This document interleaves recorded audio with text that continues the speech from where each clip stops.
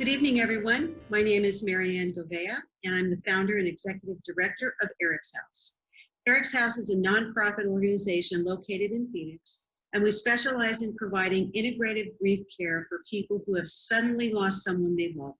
And we specialize in support for suicide loss and substance-related loss. We recently had the opportunity to interview Dr. Alan Wolfelt. Dr. Wolfelt is an internationally noted author, educator, and grief counselor.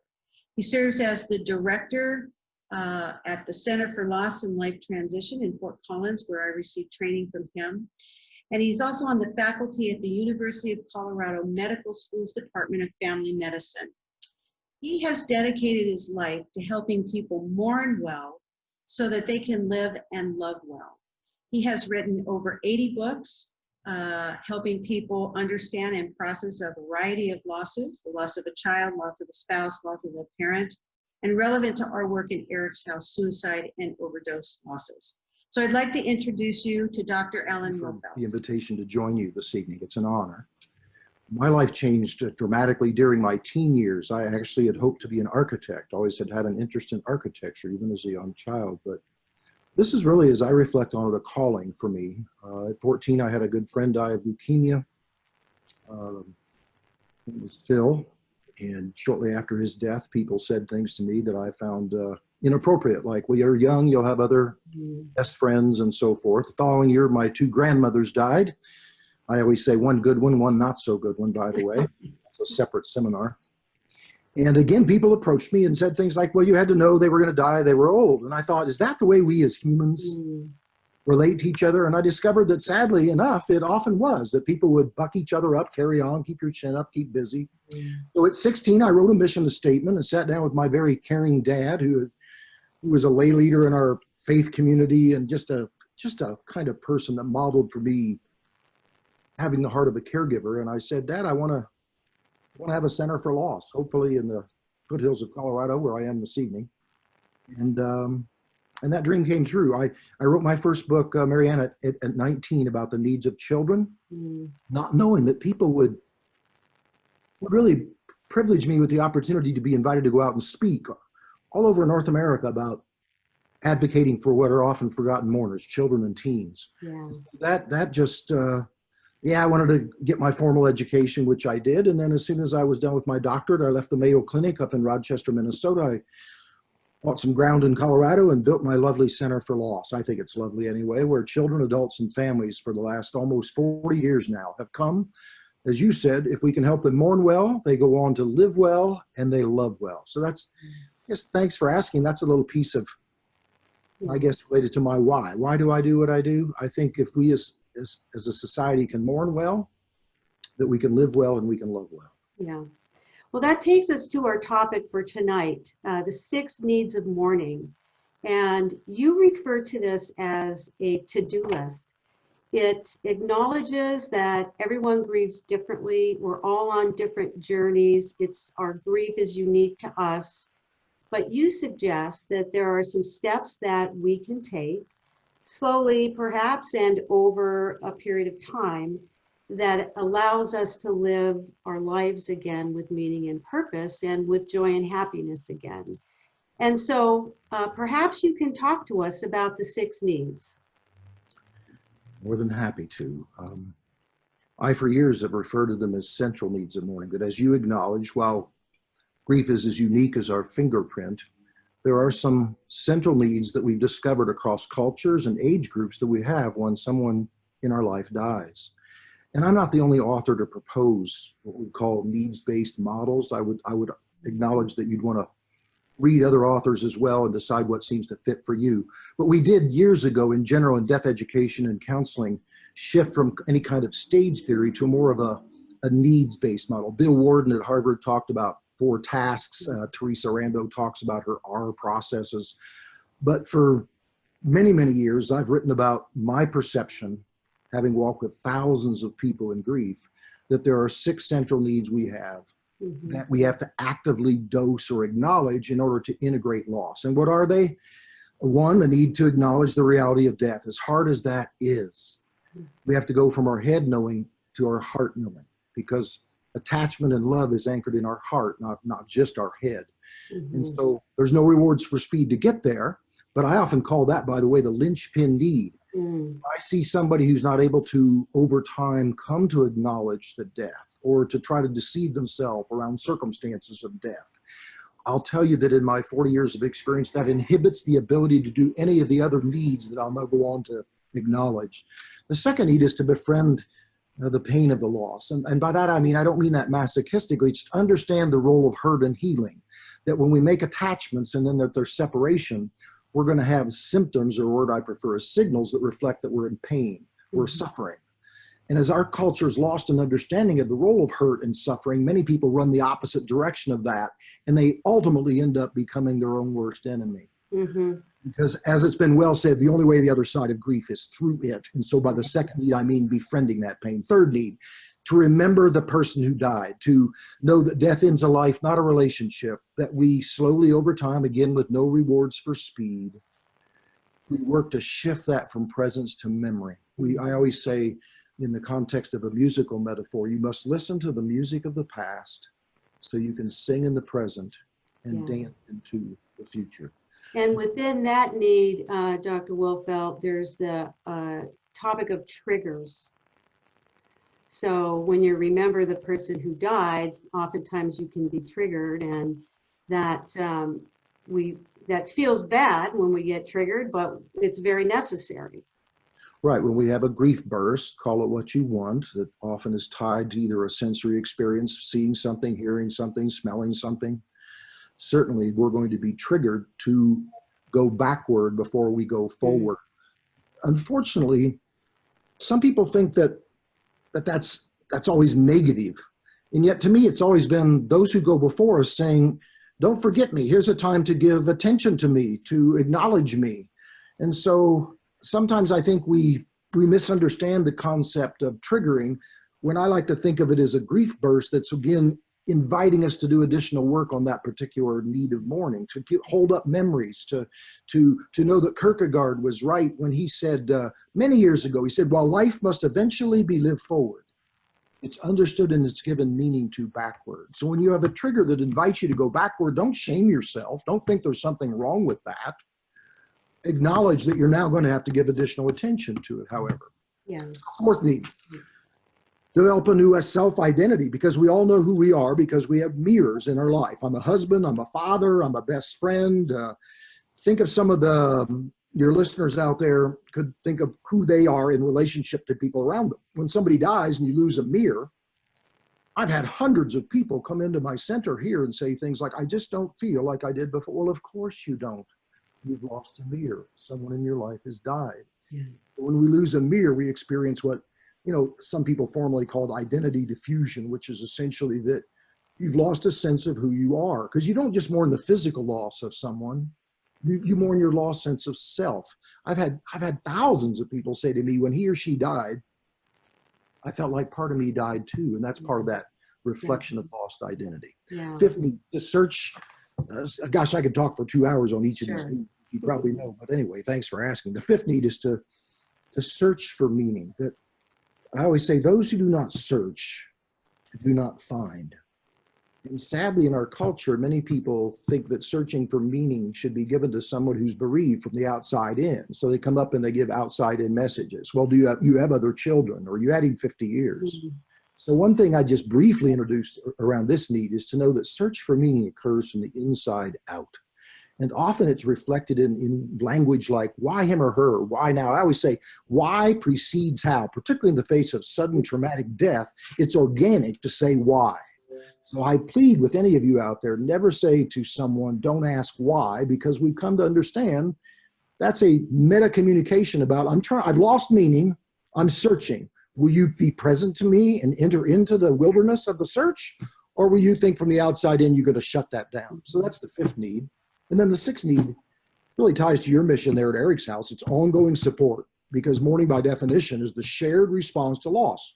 We can't do this by ourselves. It's bigger than us. It's the most humbling experience of our lives. So thank goodness for organizations like yours that offer support groups and individual forms of support to create that context to give ongoing support. Because the day doesn't come when you wake up and say, I'm done. Mourning never discreetly ends. Only as time goes on and you do your work, it may erupt less frequently, but it will erupt. And when it does, we need our fellow human beings. Yeah. Grief is internal. Mourning is the shared response. It's only through mourning, having that shared group of people to walk with us, that we're able to come out of darkness and into light. Anyway, Marianne, that's a very brief introduction to 6 central needs that we all have. And the challenge again is, I want to say it one more time, the linchpin need is that very difficult, naturally dosed need of acknowledging from head to heart that someone you were in relationship has died, and acknowledging that directly in a way that unfolds your ability to befriend all the other 5 needs.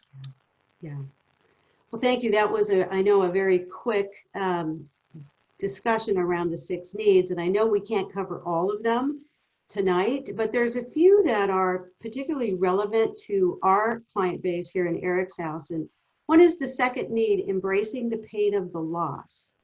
And your book, The Journey Through Grief, everybody can see that. It's an amazing book. I'd like to share a reflection from that book. It's one of my favorites. It says, surrendering to my grief means allowing myself to feel.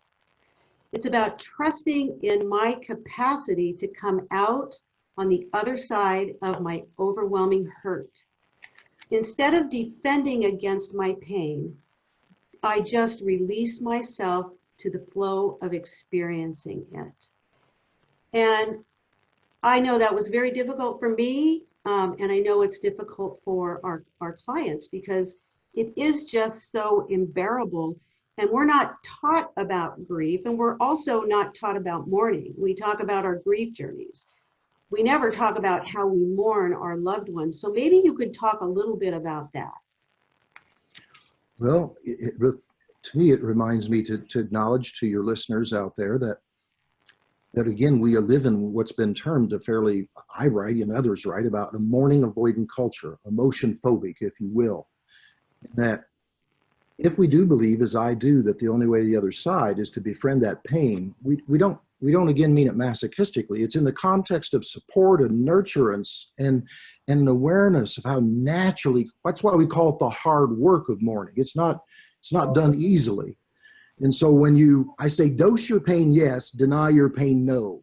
And I emphasize that because some people will think they should run the opposite direction. You could actually take all 6 needs. We could build a case where many people come into our center for loss, and I'm sure you'll witness this at Eric's house, and through no fault of their own, and that's important to acknowledge, they've somehow internalized this mourning avoidant interject in our culture that says, I should run from my pain.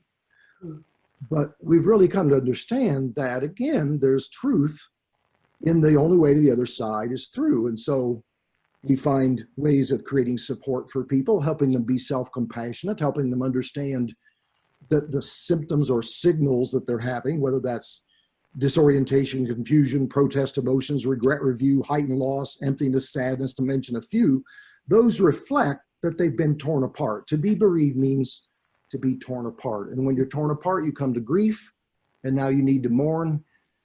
And the need that you asked about or mentioned, to befriend the pain, means to have a support system around you that is nurturing, so that as you embrace the normalcy of the experience of loss, that you over time come to realize and be self-compassionate with yourself, as opposed to internalizing this interject that somehow says, how fast can I get away from this pain? How can I self-treat it or avoid it or go around it?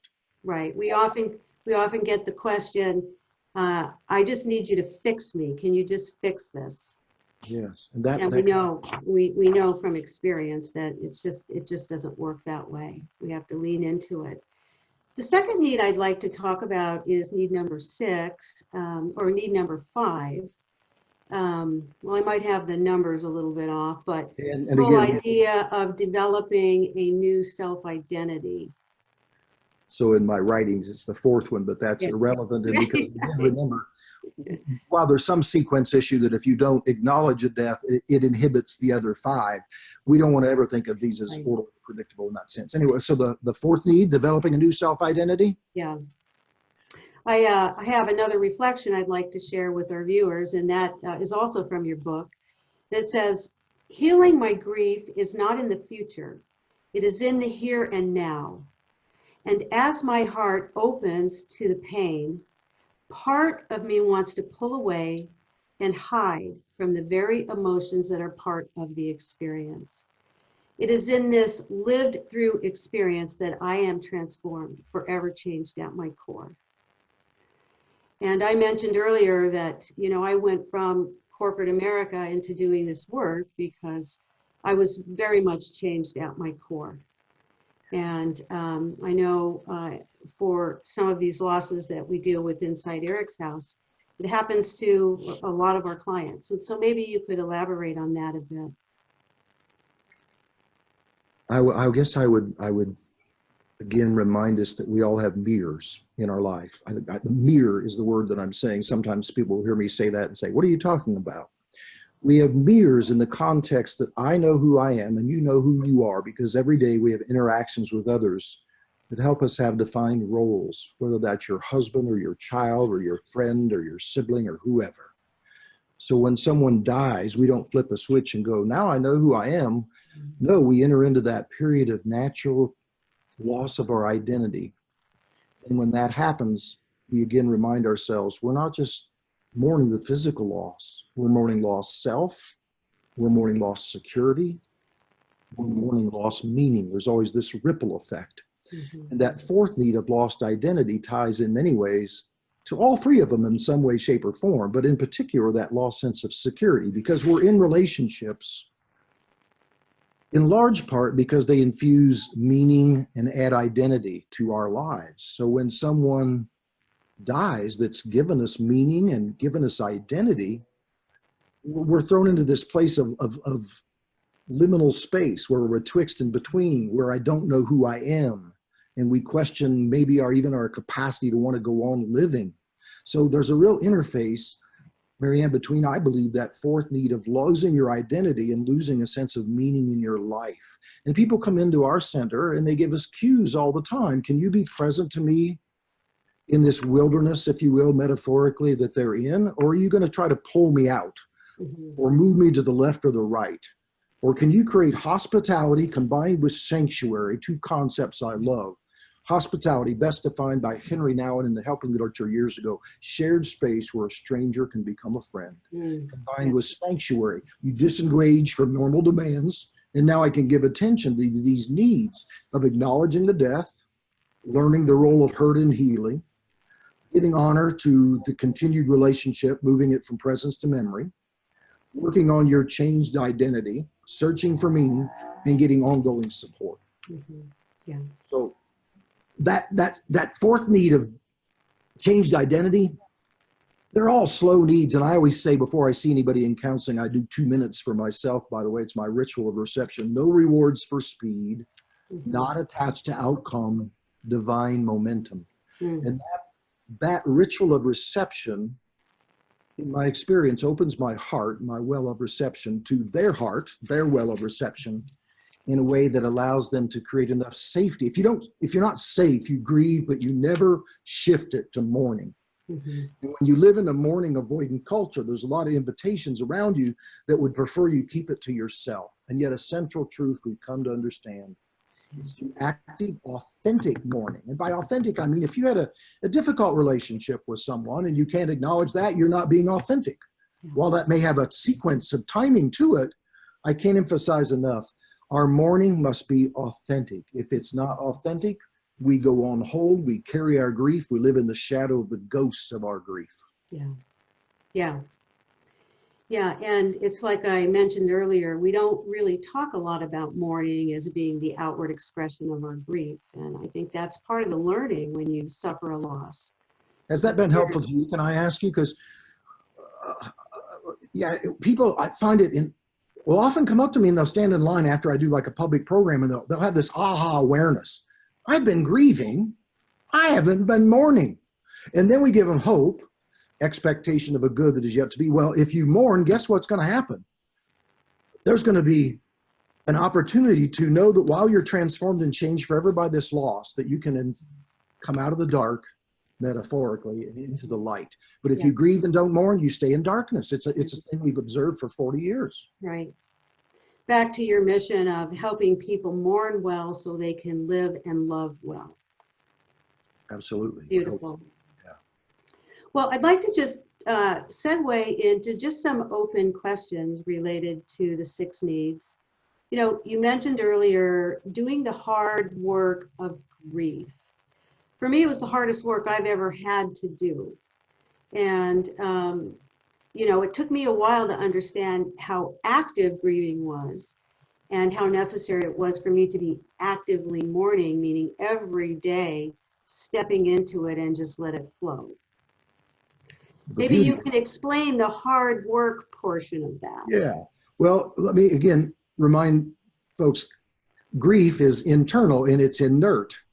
Mourning is external and it's active. And it's through that active process that we ultimately integrate losses into our life. But here's the beauty of it. One of my favorite things, I get to know somebody. There's all these shapers, of course, of our experiences of grief. What was our relationship? What were the circumstances of death? Did you participate in ceremony, your cultural background? But one of my favorite things is learning your unique personality and how that's influencing your mourning, and then matching up ways for you to mourn that are appropriate for you. For example, if you've never written a postcard and I send you home with a journal, which can be a form of mourning, taking what's inside outside, I've mismatched that to your unique personality. If I say everybody always has to go to a support group, how inappropriate, because that's the last place for some people, particularly people with a lot of natural complications in their grief, or don't meet some of the common bond of experience with other members in the group, whatever it may be. We always pre-screen people for that. My point being, the beauty of mourning is there's no one way to do it. It's lovely to study it across cultures so that we don't sit in judgment that if somebody's keening, they're not doing well. Keening is done in many cultures, loud, guttural, visceral sounding noises of protest. Well, as long as you aren't hurting yourself, hurting somebody else, or destroying property, I shouldn't send any kind of judgment of what you're doing with your mourning. But if I get to know you as a personality, and I got a large tool chest of ways in which we can access your mourning that creates it becoming more active, then we get to witness the beauty of how somebody may have come in initially, they can't even say their precious child's name or their spouse's name. And then we help support their mourning, and we help them dose those needs that we articulated. And that person will often come to me and say, well, I may not be ready yet, but could I take one of your trainings and learn how to support others? Just like witnessing you and watching you evolve over the time, participating in our trainings and then living out your mission and helping others. What a beautiful thing. Yes, if we actively mourn, we're transformed, we change. We don't resolve grief. That denotes we're returning to some old normal, but we integrate it, we reconcile it. So those are some thoughts. And again, I'm going to say it one more time. Yeah. Any caregiver out there listening, let the person teach you ways in which they'll feel safe to mourn. Keep developing a multitude of avenues through which you can then match up ways for a person to mourn, but make sure it matches the unique personality, and keep asking yourself, is this person teaching me they'd feel safe to mourn through the use of journaling or attending a group or using arts like music or whatever it may be. Mm-hmm. Great. Anyway, I probably went on a little too long there for you. No, that's good. I'm excited here. Yeah, you know, we talk, and of course we talk about it inside Eric's house with our groups, that this concept of dosing. Maybe spend a minute on that. Well, dosing I've written about extensively because too many people don't realize there's no rewards for speed with grief. Grief, it demands 3 relationships that have kind of flip-flopped that I've written about in my book called The Paradoxes of Mourning that disallow dosing. But what we mean by dosing is there's times you give focused attention to your mourning. There's other times you need a timeout, or you die of a broken heart, literally. So thank God for denial. Yeah. You know, I always say, thank God for denial, but there comes a time to do that linchpin need, slowly and gently, of acknowledging the reality of that death, as hard as it is. So the concept of dosing is allowing yourself to know it's okay to take time outs from active engagement in those needs of mourning, for example. Does that make sense to you? It sure does. And it reminds me about self-care, take time out, which none of us really do. Very good with self-care. When we ask our clients, what are you doing to care for yourself? They throw their hands up in the air. We just don't know what to do. But when they're in the throes of mourning and allowing themselves that time just to be with it and do it well, that is a form of self-care. They're not denying the feelings. It's allowing yourself to be self-compassionate, to know that by definition, mourning requires the shared response. And I love to always, you make me reflect on the reciprocal relationship. You mentioned, not everybody's always good at receiving, but there's this lovely reciprocal relationship. To give, you must receive. To receive, you must give. Mm. But what happens to many people is they'll be projected on with, well, the best way to help yourself is help everybody else. And they may too quickly be at risk for thinking their role is to go out and help others. So receive, receive, receive, receive. A time will come when that shifts. It's done that for you. But that requires surrendering to your need to mourn, standing under something that's more powerful, being humbled by the journey, being willing to receive support, and being self-compassionate to just initially breathe in and breathe out. I often say to people early in grief right now, all you've got to do is breathe in and breathe out and be willing to accept the support and the love that we want to encircle you with. Yeah, well said. I'd like to segue over to a recent article that you wrote on the pandemic of grief, of course, referring to the COVID-19 pandemic.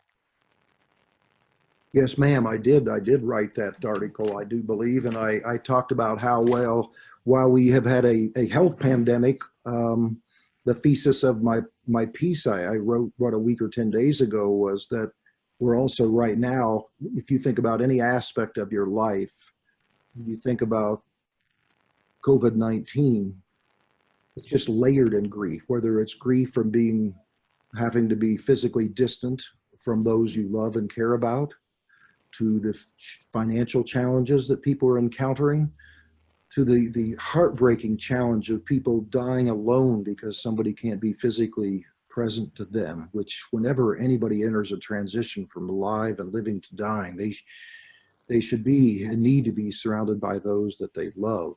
Mm-hmm. So the thesis of my piece was that this health pandemic also has naturally brought about a grief pandemic. And then I tried to identify some of the subgroups that are very much at risk for things like loneliness and things like that. So was there anything in particular you want to ask me about that? Sure. With our people, we're already feeling hopeless and isolated and afraid of what the future may hold. And then we're thrown into lockdowns and quarantines. What do you suggest for people to not allow themselves to get caught up in those feelings and try to stay positive in light of what our current situation is? Yeah, well, C.S. Lewis said it beautifully. I did not know that grief felt so much like fear. Mm-hmm. So now you have people prior to this pandemic who are attempting to mourn life losses, where this naturally calls out for additional catch-up mourning. Mm-hmm. So it's to give attention to how that naturally invites you into a need to get additional support, to not isolate yourself, that even those limitations right now through physical distancing, to stay in touch with your support systems.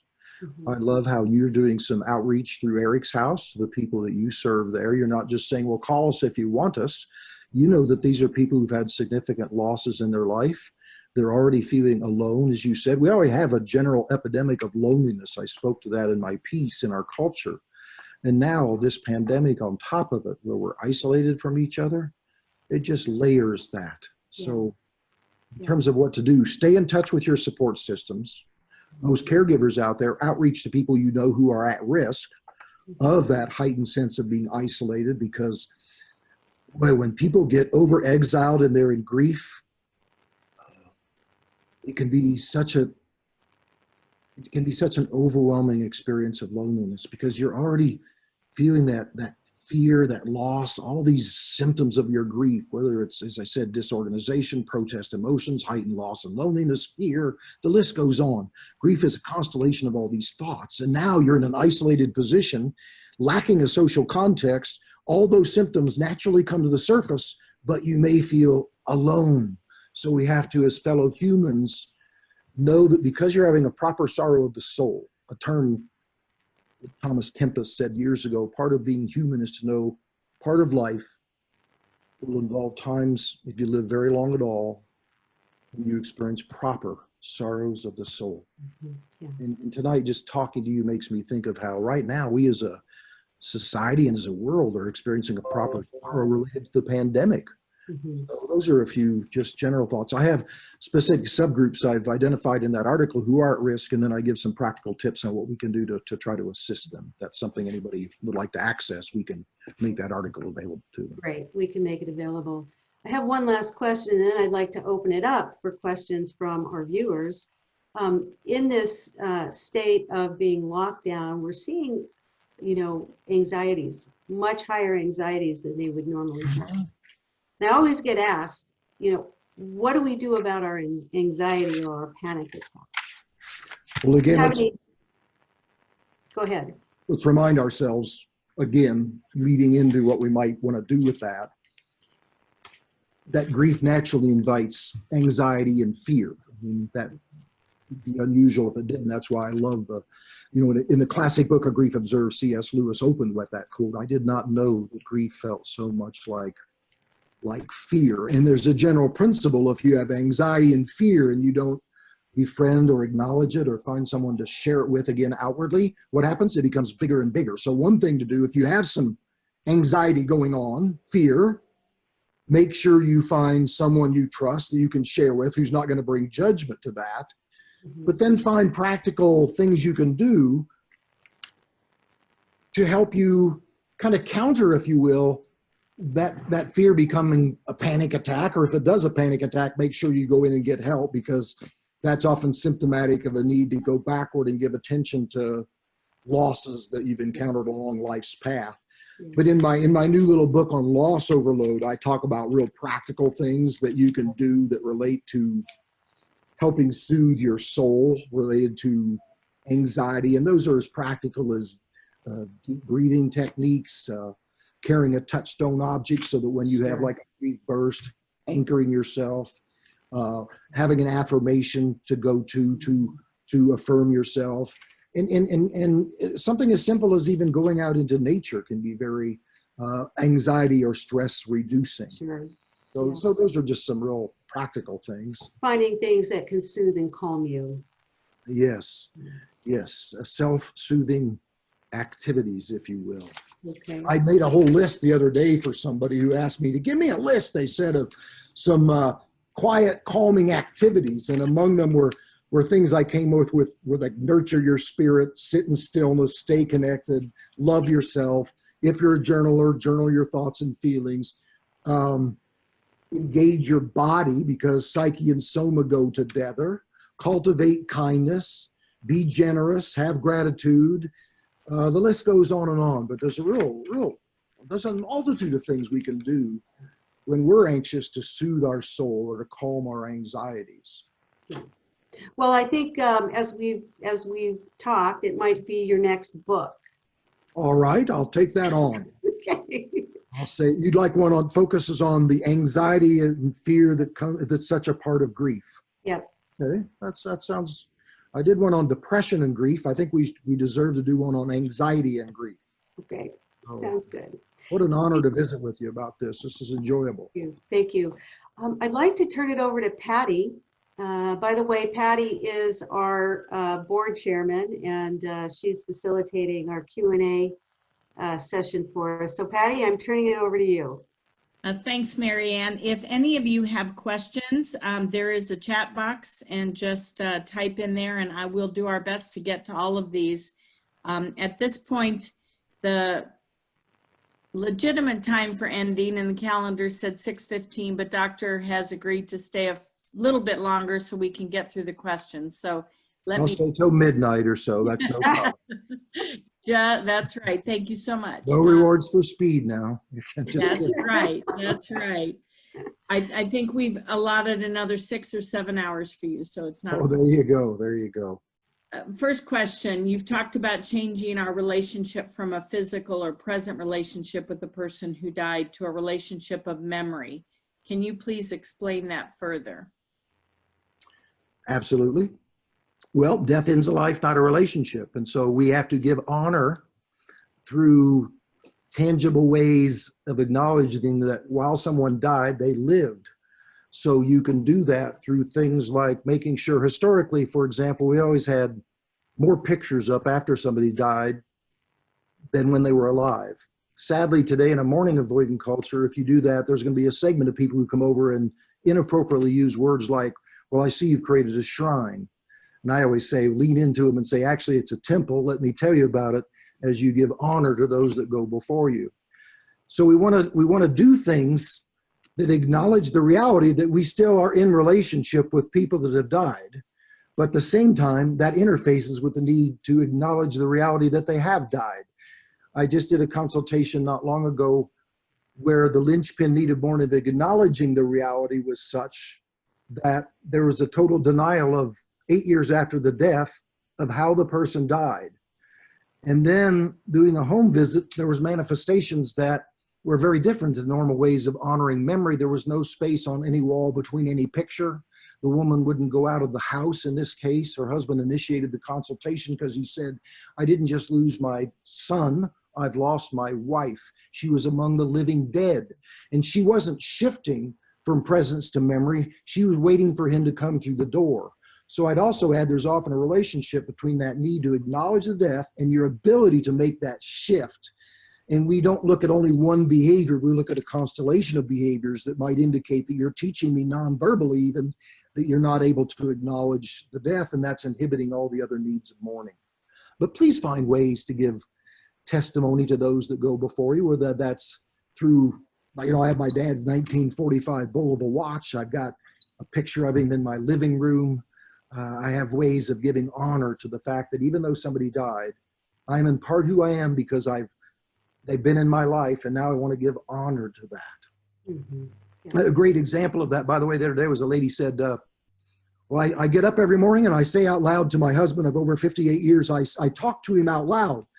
And several of her friends said, well, why do you do that? He's dead. And she goes, well, I'd like to think he'd be a little upset if I just talking to him because he died. And this woman is healthy and integrated and she's acknowledged as dead, but she's giving honor to her husband and starts her day, good morning, and looks at his picture and welcomes him to the day. There's nothing wrong with that. You just have to watch who you tell that you do those things to, right? Because not everybody gets that. We always say you split people in thirds when you have a life loss. A third of people are neutral. They don't hurt you, but they don't help you. The other third, you'll feel worse when you're around them than you did before. And thank goodness for the helpful third, the people who will hold up, enter into the wilderness of grief, know that you're the true expert, know that you don't resolve grief, that you're transformed by it, which means an entire change in form. It's not going back to some old normal. I love thinking that my goal in helping people is to come to reconciliation and transformation. Reconcile comes from Middle English. It means to make your life good again. If we do the hard work of mourning, we can make our lives good again. That's the best testimony we give to those that go before us. You have a choice. You can lay down, and some people do, and just say, I quit, I die. But that's the worst testimony to give that goes before you. Instead, do something like Mary Ann's do. You find a good cause, you infuse meaning and purpose, you help other people. Beautiful. Mm-hmm. Well, thank you. Our next question. Often when a loved one dies, adults look for structure to help them recover. But what about young adults, teenagers? Do you find that these 6 needs are effective to help young adults work their way through grief? Yes, those apply to children, teens, and adults. However, there are special needs. I often say teen grief equates often with naturally complicated mourning because the major developmental task of a teen and a young adult is to devalue adults around them in order to achieve autonomy and separation. Any of you that have kids or have had kids know that that's their major developmental task. So the challenge you have with young adults and teens is you have to be very outreach oriented because they often, not all, don't overgeneralize this, But in my experience, about 70 to 80% of them will deny their need for help when you reach out to them and end up pushing away the very support they need and deserve. And we don't want to shame them for that because, again, it's one of the most powerful developmental tasks of late teens and young adult life. But the 6 needs apply. But the big key to our caregiving role is be outreach oriented. And if it can't be you, particularly if you're part of their family, family's a pressure cooker. They'll unconsciously protect you from your pain by denying theirs. So make sure they have at least one significant adult in their world that they feel safe enough with to do aspects of mourning. But know, again, they're going to do it in doses, and that you can't let them off the hook and say, okay, well, I've heard that if somebody doesn't want help, they're not going to get it. No, particularly with teenagers and young adults, outreach, outreach, outreach. I can't tell you how many times I've had teens test me where they'll come in for their initial appointment to the feeling doctor, and they'll test me, and I'll get on the phone and I'll call them up. I'm not one of those therapists who thinks, well, they don't want to come in. No, I call them up because I know that's a developmental reality. And then we develop a helping alliance, and before long, they're not testing me or skipping appointments anymore because they look forward to coming in. But it's only because I've been able to outreach to them. But those 6 needs, specific to the question, yes, acknowledge the death, befriend the pain, remember the life, develop a new identity, search for meaning, get ongoing support. And if they don't do it, they carry that into their older adult life, and then they'll have other losses. And as you know, whenever you have a current loss, you unconsciously go back and review all your other losses. I've worked with many adults who didn't get help in their late teen or early adult life, and now they're 50 and have a loss. And now we're going back and we have to do catch-up mourning to all those losses because nobody outreached to them at the time. Long-winded response, sorry about that, but it's one of my favorite areas to help people understand. Outreach, don't sit back and say, well, if you want to talk, let me know. They're not going to do that generally. So expand on that just a bit. If I'm a caring adult that's trusted in the community, in the family, what is something I can say? How do I approach that young adult rather than say, hey, how you doing? What are the words I could say to try and start a dialogue? Young adult or otherwise, it's much better instead of saying, how are you or how are you doing? It will call for a totally different invitation to respond when you say, how have you been surviving since your dad died? Wow. Surviving versus how are you doing, which is a cliche interaction, because 9 times out of 10, they're going to say, I'm fine, and you? How are you surviving? And they'll catch their breath and go, this is somebody who genuinely cares. And then know that again, developmentally, they're going to need time to put their words from their heart and soul into ways that you might understand them, but keep coming around. Don't go away. But that's a specific shift that makes a dramatic difference, just in how you invite somebody to teach about loss. How have you been surviving since, and use the name of the person that died or the relationship, your dad, since your dad died. Can you help me understand how you're surviving? And that relates to always using a teach me model. That's the essence of a companioning approach as opposed to treatment. It acknowledges that the true expert is the mourner, that while I have a body of mysterious knowledge from my walking with thousands of people and losses in my own life, every person I see is my teacher. And instead of me thinking I've got to do something to them, it's them having conditions created to teach me from the inside out how they've been forever changed by this life loss. Okay, thank you. Next question. Is it important to understand that the needs are linear, or is there fluid movement between these needs?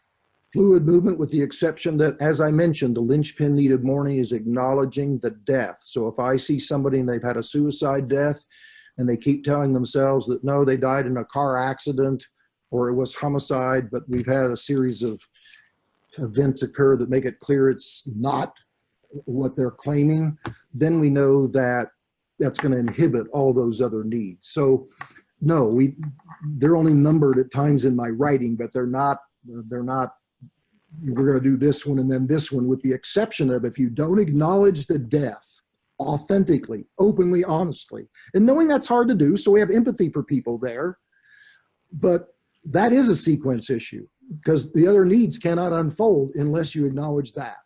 But otherwise, you're going to flip back. You're not going to go, I think I'll do these in sequential order. Today, I'll befriend the pain, then I'll remember the life. No, it doesn't work like that. They interface. They're not mutually exclusive. They interface with each other. But boy, in my 40 years of being honored to walk with so many children, teens, adults, and families, every day people come in. That's my helping role job description, because they'll give me cues as to which of those needs they kind of are trying to give attention to, but they need help. So if you come into me and say, there's just no way this happened, I can't believe it occurred. Well, that ties to the first need. We're going to help you look more at what did happen and have you teach me your understanding and maybe help you access more information. If you come in and say, every time I try to bring my mom up, everybody shuts me down, you're giving me a cue. You need some more work on the third need. If you say to me, like a little 6-year-old said to me when her 4-year-old little brother died of a brain tumor, Melissa said to me, called me the feeling doctor. She goes, feeling doctor. We're sitting right out here behind where I'm sitting right now, looking at deer. And she goes, out of sacred silence, she goes, am I still a big sister? Well, that's the fourth need. So if you have high levels of immediacy and high levels of empathy, hopefully that's natural, and you know that they're the true expert, they're going to give you cues. And then your role is to create the hospitality, that shared space where they can give attention to befriending that need, not pushing them away from them, but moving them toward it. Wow, thank you. Shifting gears just a little bit, here's a question. My husband thinks I use him as a punching bag when I make statements about what I'm feeling and expressing. When I have a grief burst, how do I explain that it's not about him and it's not him I'm angry with? There's a really good example of the pressure cooker phenomenon that I would like to briefly create the backdrop for. Everybody within a family system, when someone dies, has a high need to feel understood. And the higher your need to feel understood, the less capacity you have to be understanding. So when somebody has a grief burst, in the example you've given, and acknowledges that to somebody, in that illustration, somebody might be over-personalizing it or thinking it's their fault, which often happens within the pressure cooker because we care about each other, not that we don't. So I'd do a couple things to help that couple to not personalize that. I'd make sure they both get some support outside that system because of the dynamic they're in, both having a high need to feel understood, little capacity to be understanding. So you have a grief burst and somebody personalizes it now, instead of freeing you to mourn, you've locked it down, you shut it down. So make sure you get support outside the system. Make sure you get somebody outside, if you're a couple and you're struggling in those ways, to release some of that pressure, to help bring some objectivity to helping you understand that you've maybe personalized something that really isn't about you. She just needs you to not think you have to fix her right now, but allow her to have her grief burst. So if people can help them understand that, that releases some of the pressure. But even more importantly, make sure you don't say to people, well, at least you have your family, because everybody in that family is affected. Now, obviously differently depending on their relationship and so forth. But to release the pressure, I'm a family therapist. But if I see a couple whose child has died, I see them together some, but I see them individually because they can mourn in ways that when they're not in the same place together, that they won't otherwise do. And that has to do with that very thing you described. She has a grief burst, he personalizes it, then they both shut down. She needs to be able to have her grief burst, him not feel responsible for it, but for her to be able to fully befriend the grief burst, she'll have to probably do it outside of that system unless we can help him have some understanding of what's occurring for him, where he's feeling too responsible for what she feels. But he's doing it out of love, and we'd help him understand that. I always say I never push Kleenex on people, except if my wife cries, I can't get to the Kleenex box fast enough, right? That has to do, not that you don't love somebody, but that you do. So when they hurt, your instinct is to want to shut that down, when really it needs to be able to be present to that. That's just a little introduction to that concept, yeah. That's a session on itself. Doctor, what are some of the unique challenges of death by suicide and grief? Oh, goodness. I equate suicide grief, of course, with natural complications of grief based on just the special features that come into play. You have three things come together in combination, for example: premature, unexpected, calamitous. Premature in the sense that we hope people live their lifespan out, but now no matter what age, when someone dies by suicide, death by just another name, by the way, never use the word commit, thank you. you have an element of it being premature. It's unexpected. So you come to grief before you're prepared to mourn. Somebody comes into your house or knocks on your door, the phone rings, and all of a sudden you learn that somebody was alive and living one moment has died. And it's calamitous, that third element, in the sense that if you believe, as I do, in the sanctity of human life, you want people to live, to not take their own life. So you have those three things coming together in combination.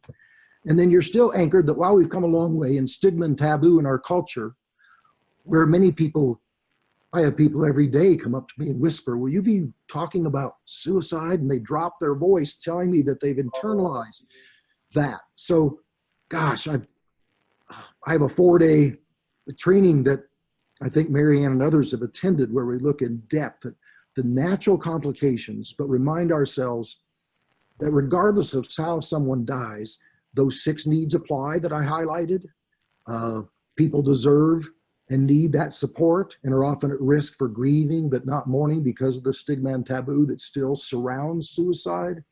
And again, we need to be so outreach oriented to get people with other people who've had similar experiences, because our research clearly shows one of the most huge ingredients of support groups is the common bond of experience. So I try to bring survivors of suicide deaths together in ways that create healing ingredients very different than in a mixed loss group, because it acknowledges that healing ingredient of the common bond of the experience. That's just a very brief response to your question. And we do see some similarities between suicide and overdose losses. Yes. In that they are sudden, unexpected. There's a degree of self-harm and layers of guilt, regret, the woulda, coulda, shoulda process that we all go through. Yes, you were very helpful to me, as a matter of fact, in reviewing a little resource I recently wrote on overdose deaths. And I remember you commenting about that overlay, Marianne, and that's so very true. And I hope I gave that justice in that writing about the significance of the loss to overdose deaths. And there is that overlay, absolutely.